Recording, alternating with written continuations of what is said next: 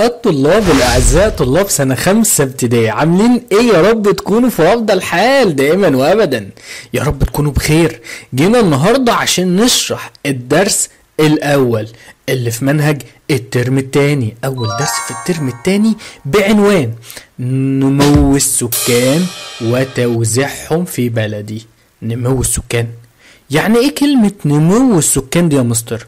اقول لك يا حبيبي، نمو السكان يعني زيادة عدد السكان خلال فترة.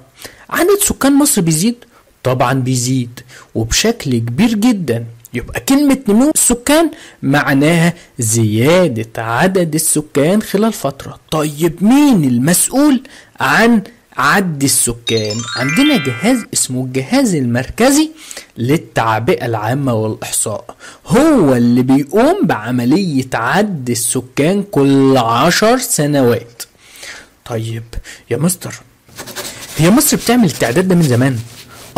بتعمله من زمان جدا. مصر من أقدم الدول في العالم عمل التعداد السكاني. طب أول مرة كانت سنة 1882، وكان عدد سكان مصر 6.7 مليون نسمة. يعني ايه نسمة دي يا مستر؟ يعني مليون فرد، يعني مليون إنسان. كلمة نسمة يعني إنسان أو فرد.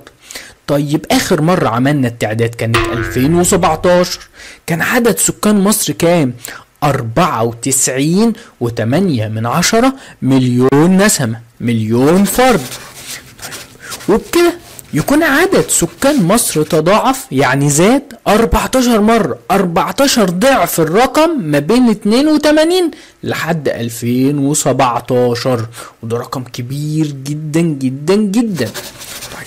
عشان كده بقى مصر لما نيجي نشوف ترتيبها ما بين دول العالم نلاقي مصر رقم 3 في افريقيا من حيث عدد السكان. يعني قبليها يسبقها دولتين 2 بس اكتر منها في السكان. طيب بالنسبة للعالم مصر رقم 14، يعني قبليها 13 دولة اكتر منها في السكان. الجزء ده فيه مشكلة، اعتقد ان هو مش صعب وفهمنا يعني ايه النمو السكاني او الزيادة السكانية. طب تعال نرجع عليه سريعا كده. احنا قلنا مصر مين اللي بيعمل فيها التعداد؟ جهاز اسمه الجهاز المركزي للتعبئة العامة والإحصاء. ومصر من أقدم الدول في العالم بدأت تعد الناس، تعد السكان. أول مرة سنة 1882، وكان عدد سكاننا 6.7 مليون إنسان. أحدث مرة أو آخر مرة عدينا السكان كانت 2017، وكان عدد سكاننا 94.8 مليون إنسان. وبكده مصر عدد سكانها تضاعف 14 ضعف ما بين 82 ل 2017. وبكده برضو مصر بتحتل رقم 3 من حيث عدد السكان في افريقيا، ورقم 14 من حيث عدد السكان في العالم. يعني قبل مصر في 13 دولة. الجزئية دي اعتقد ان هي اتفهمت، وبينا نقول هو ليه عدد سكان مصر تضاعف وزاد بشكل كبير جدا كده. عندي سببين لزيادة عدد السكان. في سبب طبيعي بسميه الزيادة الطبيعية، وسبب تاني غير طبيعي وسميه الهجرة. طيب ايه هي الزيادة الطبيعية دي يا مستر؟ الزيادة الطبيعية ببساطة اقولك هو فرق المواليد عن الوفيات. يعني ايه فرق المواليد عن الوفيات؟ يعني احسب مثلا اتولد في مصر قد ايه ومات قد ايه، الفرق ما بينهم هو ده معدل الزيادة الطبيعية. لا فهمنا اكتر. مثلا اتولد 1000 واحد ومات 100 واحد، هشيل ده من ده يبقى يتبقى لي 900. ال 900 دول بنسميهم ايه؟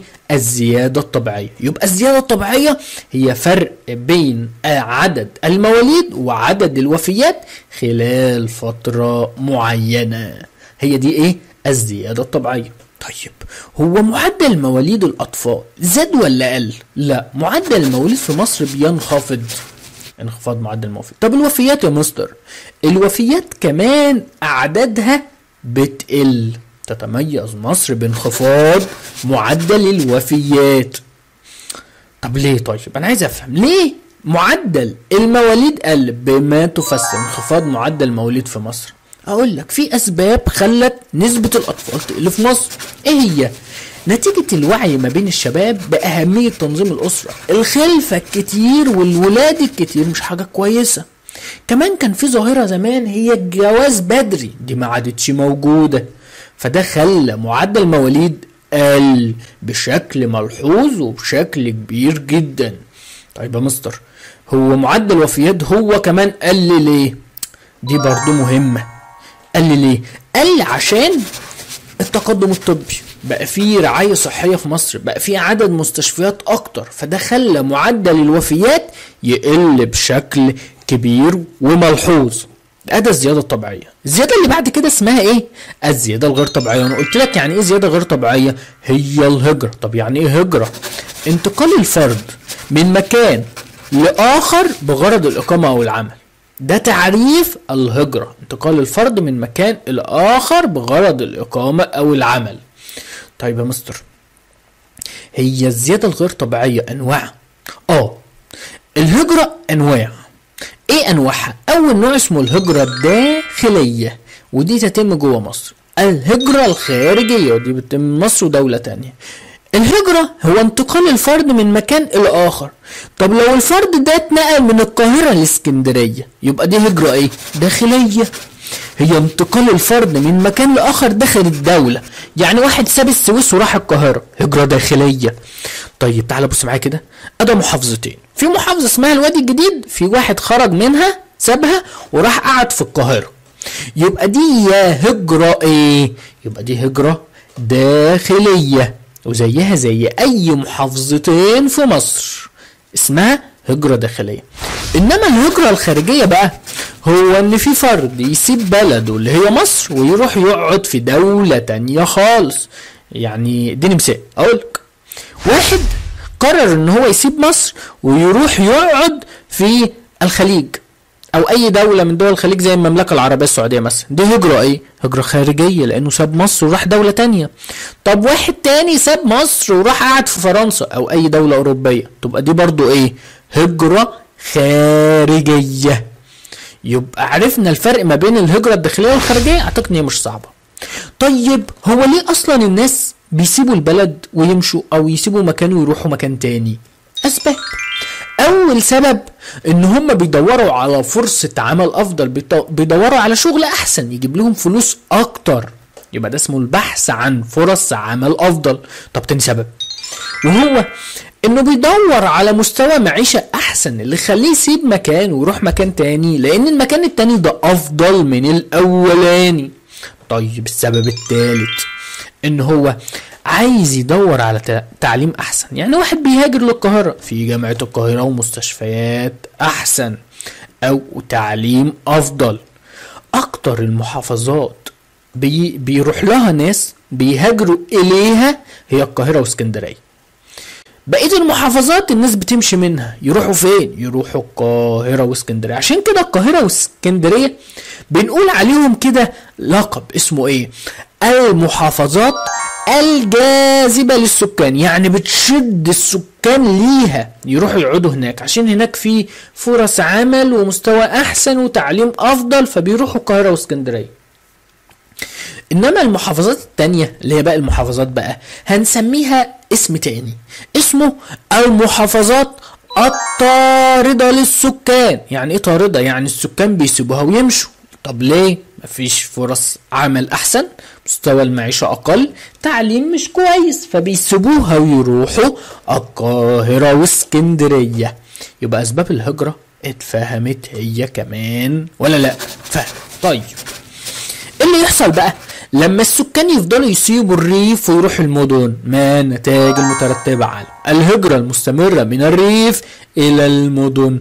اول نتيجة انه هيبقى في كثافة عالية للسكان في المدن، وكلمة كثافة دي هقولها لك كمان شوية ما تستعجلش، زيادة الكثافة السكانية في المدن.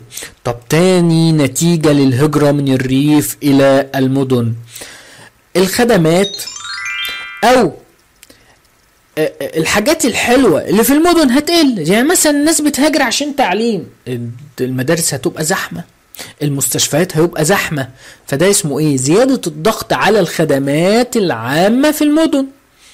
طيب تالت نتيجة ظهور العشوائيات. طب يعني ايه عشوائيات دي يا مستر؟ اقول لك عشوائيات هي مناطق مش مترتبة، مش الدولة اللي عاملاها، بتنشأ في المدن. طب بتنشأ في المدن ليه؟ بسبب الهجرة المستمرة من الريف إلى المدن. يبقى هي مناطق ظهرت دون تخطيط وتقل فيها الخدمات. يعني ممكن ما نلاقيش فيها مستشفى، ممكن ما نلاقيش فيها مدرسة، ممكن ما نلاقيش فيها صرف صحي. يبقى دي كلها مشكلات. يبقى تاني من الأول كده، هي إيه أسباب النمو السكاني؟ قلنا اسباب طبيعيه اللي هي الزياده الطبيعيه اللي هي فرق المواليد عن الوفيات، وتاني سبب هو الزياده الغير طبيعيه. وقلنا يعني ايه زياده غير طبيعيه؟ يعني الهجره، انتقال الفرد من مكان الى اخر. طب يا مستر الزياده الطبيعيه تاني يعني ايه؟ هي الفرق ما بين المواليد والوفيات خلال فتره زمنيه معينه. طب معدل المواليد في مصر زاد ولا قل؟ قل. طب معدل الوفيات زاد ولا قل؟ قل. يبقى المواليد بتقل والوفيات بتقل. طب بما تفسر، وده سؤال مهم جدا، انخفاض معدل المواليد؟ هنقول بسبب نتيجة رفع الوعي لدى الشباب بأهمية تنظيم الأسرة والحد من ظاهرة الزواج المبكر. ما عادوش بيخلفوا كتير وما عادوش بيتجوزوا بدري. طب بما تفسر انخفاض معدل الوفيات. ليه معدل الوفيات في مصر بيقل؟ اقول لك عشان بقى في رعاية صحية احسن، في تقدم طبي. طيب الزيادة الغير طبيعية قلنا هي ايه؟ هي الهجرة، ومعناها انتقال الفرد من مكان الى اخر بغرض الاقامة او العمل. طيب الزيادة الغير طبيعية نوعين. اول نوع الهجرة الداخلية، هي الهجرة من محافظة للتانية داخل مصر، دي الهجرة الداخلية. طيب انما الهجرة الخارجية معناها ايه؟ الهجرة الخارجية معناها انتقال الفرد من دولة الى دولة. يعني واحد يسيب مصر يروح اي دولة تانية، دي اسمها الهجرة الخارجية. يسيب مصر يروح السعودية، يسيب مصر يروح ليبيا، هجرة خارجية. هنا في سؤالين مهمين قوي، قارن ما بين الهجرة الداخلية والخارجية من حيث المفهوم، لازم نكون حافظينهم كويس، وامثلة ليها من داخل الدولة او من خارج الدولة. السؤال الثاني، قارن ما بين الزيادة الطبيعية والغير طبيعية من حيث المفهوم. دول سؤالين مهمين جدا، خلي بالك منهم وانت بتذاكر. طب اسباب الهجرة بما تفسر حدوث الهجرة. الناس بتمشي ليه؟ اسباب، اول سبب ان هو بيدور على شغل احسن، بيدور على مكان فيه شغل احسن او مستوى معيشة افضل من اللي هو فيه. طب السبب الثالث بيدور على خدمات احسن زي التعليم مثلا. طيب احنا قلنا في محافظات الناس بتروح لها، ايه المحافظات الناس بتسيبها وتروح لها؟ محافظة القاهرة واسكندرية. باقي المحافظات الناس بتمشي منها. المحافظات القاهرة واسكندرية بيسموهم محافظات جاذبة، باقي المحافظات محافظات طاردة للسكان. طيب يا مستر اللي يحصل بقى لما يبقى في هجرة مستمرة من الريف للمدن؟ ما النتائج المترتبة على الهجرة المستمرة من الريف إلى المدن؟ أول نتيجة ارتفاع الكثافة في المدن، السكان اللي في المدن هيزيدوا جامد قوي. طب تاني حاجة زيادة الضغط على الخدمات العامة زي التعليم والمدارس والمستشفيات. كمان ظهور العشوائيات، ودي مناطق الدولة مش هي اللي عاملاها، فبالتالي مش هلاقي فيها خدمات. اعتقد كده الزيادة الطبيعية والزيادة الغير طبيعية ما بقوش صعبين. طب عشان هما ما بقوش صعبين، تعال نقول شوية اسئلة تأكد انك فهمت. ركز كده معايا، اكمل الجمل التالية. السؤال الاولاني، اقدم تعداد سكاني لمصر كان عام كام؟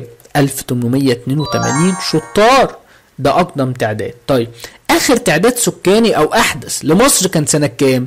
احدث واحد كان سنة 2017، ومصر بتعمل التعداد السكاني كل 10 سنوات. طيب سؤال رقم 3، مصر في المرتبة كام من حيث عدد السكان في افريقيا؟ مصر في المرتبة رقم 3. طيب تحتل مصر المرتبة كام من حيث السكان عالميا؟ تحتل المرتبة 14، يعني في قبلها 13 دولة اكتر منها في السكان، وهي رقم 14. طيب الاسئلة اللي بعد كده، السؤال الثاني، بما تفسر بما تفسر. اول واحد انخفاض معدل المواليد في مصر. انا قلت السؤال ده مهم قوي. ليه معدل المواليد بينخفض في مصر؟ عشان الشباب بدأوا ينظموا الأسرة، يعني يخلفوش كتير، وكمان الحد من الزواج المبكر، يعني ما عادوش بيتجوزوا بدري. طيب السؤال التاني، انخفاض معدل الوفيات في مصر بسبب التقدم الطبي والرعاية الصحية. بقى في رعاية صحية فبقت الناس ما بتموتش بدري. طيب السؤال اللي بعد كده رقم 3، حدوث الهجرة. حدوث الهجرة اللي هي الزيادة الغير طبيعية تحدث ليه؟ عشان في واحد احنا قلنا بيدور على فرصة شغل احسن، او بيدور على تعليم احسن، او مستوى معيشة افضل، فده هيخليه يسيب بلده ويروح بلد تانية. ماشي يا جماعة. طب السؤال اللي بعد كده، الكثافة السكانية في مصر. كثافة؟ يعني ايه كثافة دي يا مستر؟ اقول لك، هو عدد السكان على المساحة التي يعيشون فيها. يعني مثلا هاجي احسب عدد سكان مصر واقسمهم على المساحة اللي عايشين فيها، الناتج بقى بيساوي الكثافة السكانية. يبقى الكثافة السكانية المصطلح ده معناه ايه؟ معناه عدد السكان على المساحة التي يعيشون فيها، هي النسبة ما بين عدد السكان والمساحة التي يعيشون فيها. التعريف ده مهم برضه ولازم نفهمه. سنة 2005 كانت كثافة مصر قد ايه؟ 70 نسمة لكل كيلو متر مربع، يعني كل كيلو متر مربع كده في عايش 70 واحد. طب هل العدد ده زاد؟ سنة 2022 بقى عدد الكثافة عندنا 103 نسمة لكل كيلو متر مربع، يعني كل كيلو في 103. يبقى العدد زاد كام؟ زاد حوالي 33. طيب هي كل المحافظات زي بعض في الكثافة؟ لا. بصوا المحافظات او المناطق اللي حوالين وادي النيل فيها كثافة اعلى. زي ايه مثلا؟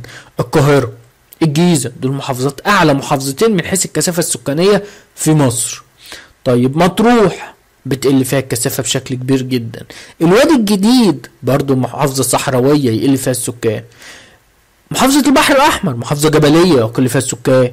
شمال سيناء وجنوب سيناء محافظات حدودية صحراوية بيقل فيها السكان. طيب يا مستر، انت كده قلت لي في محافظات فيها سكان كتير وفي محافظات فيها سكان قليلين. ايه هي المحافظات التي ترتفع بها الكثافة السكانية؟ المناطق اللي حوالين الوادي والدلتا فيها كثافة سكانية عالية، بينما المحافظات اللي في الصحراء اللي هي المحافظات التي تنخفض بها الكثافة السكانية. طيب ليه الوادي والدلتا فيهم كثافة مرتفعة؟ تعال فكر معايا كده. الوادي والدلتا ممكن الاقي هناك ايه؟ هلاقي طبعا مية عذبة لان نهر النيل، وتربة خصبة، فبالتالي هيبقى في حرفة اسمها حرفة ايه؟ حرفة اسمها حرفة الزراعة. طيب السبب التاني استواء السطح. السطح هناك مستوي، فهيبقى سهل ان انا ازرع، سهل ان انا اتواصل مع اللي حواليا، اللي هي النقطة التالتة سهولة المواصلات. مع السطح مستوي يبقى سهل اروح واجي. طيب السبب الرابع هو توفر الخدمات. المناطق دي بنلاقي فيها مدارس كتيرة، نلاقي مستشفيات كتيرة، فده يخلي الكثافة عالية. طب المحافظات الصحراوية بقى بيكون فيها الكثافة؟ بيكون. طب ليه؟ اكيد عكس الحاجات اللي انا قلتها. يعني الصحراء بلاقي فيها مية؟ لا. يبقى ده اول حاجة نقص المية وعدم توافر التربة الخصبة، فبالتالي مفيش حرفة مهمة اسمها الزراعة في معظم المناطق الصحراوية. طب السبب التاني عدم استواء السطح. ممكن الاقي منطقة جبلية يبقى سهل ان انا اتواصل فيها؟ لا. يبقى ده تالت سبب. تالت سبب هو صعوبة المواصلات. ما انا بقولك فيها جبال يبقى ما فيهاش طرق، زي الصحراء كلها ما فيهاش طرق. السبب الرابع وهو نقص الخدمات. المناطق الصحراوية ما فيهاش مدارس بشكل كبير، ما فيهاش مستشفيات. يبقى الكثافة السكانية هي ايه؟ لازم نركز على المفهوم. هي النسبة ما بين عدد السكان والمساحة التي يعيشون فيها. عدد السكان احطه واقسمه على المساحة، يبقى الناتج هو الكثافة السكانية. طيب يا مستر، سنة 2005 كانت الكثافة بتاعت مصر قد ايه؟ 70 نسمة لكل كيلو متر مربع، 70 فرد لكل كيلو. طب سنة 2022 كانوا كام؟ 103 لكل كيلو متر مربع. طب اعلى المحافظات كثافة، اعلى محافظتين القاهرة والجيزة. وخد بالك لازم أن تبقى عارف محافظتك الكثافة فيها ايه، مرتفعة ولا متوسطة ولا منخفضة ولا نادرة. طيب ايه المحافظات بقى اللي تقل فيها الكثافة؟ اقل المحافظات كثافة، اقل المحافظات الكثافة هي المحافظات الحدودية الصحراوية الجبلية زي مطروح والوادي الجديد. طب بما تفسر الوادي والدلتا محافظات ترتفع بها الكثافة؟ عشان فيها مية عذبة وتربة خصبة وفيها استواء سطح وفيها سهولة مواصلات وفيها خدمات. ده كله خلى المحافظات اللي على الوادي والدلتا فيها كثافة أعلى من المحافظات الصحراوية. يبقى تاني المحافظات الصحراوية تقل فيها الكثافة ليه؟ ده سؤال تاني مهم. أقول لك عشان ما فيهاش مية ولا تربة خصبة ولا استواء سطح ولا صعوبة مواصلات ولا في خدمات، فده خلي الكثافة مالها؟ الكثافة منخفضة في تلك المناطق. اعتقد ان الجزئية بتاعت الكثافة مش صعبة، واعتقد كمان ان هي اتفهمت. طب عشان اتأكد ان هي اتفهمت لازم تجاوب على الاسئلة اللي هقولها. اكمل الجمل التالية. 1. يتركز السكان حول، السكان بتوع مصر هيتركزوا فين؟ قلنا حوالين الوادي والدلتا. طيب سؤال تاني، الكثافة السكانية هي النسبة ما بين ايه وايه؟ قلنا الكثافة السكانية بنجيب عدد السكان ونقسمهم على المساحة، يبقى الكثافة السكانية هي النسبة ما بين السكان والمساحة التي يعيشون فيها. طيب سؤال رقم 3، من المحافظات مرتفعة الكثافة جدا؟ احنا قلنا عندنا في محافظتين الكثافة فيهم مرتفعة جدا. طب ايه هم يا مستر؟ هم محافظة القاهرة ومحافظة الجيزة، لان هم من محافظات المدن الحضرية اللي بترتفع فيهم الكثافة جدا. طب سؤال رقم 4، من اسباب تركز السكان في الدلتا؟ اسباب تركز السكان في الدلتا 4 اسباب، ممكن اكتب منهم 2 زي المية، استواء السطح، سهولة المواصلات، توافر الخدمات. دي كلها في الوادي والدلتا، فاكتب اي 2 منهم.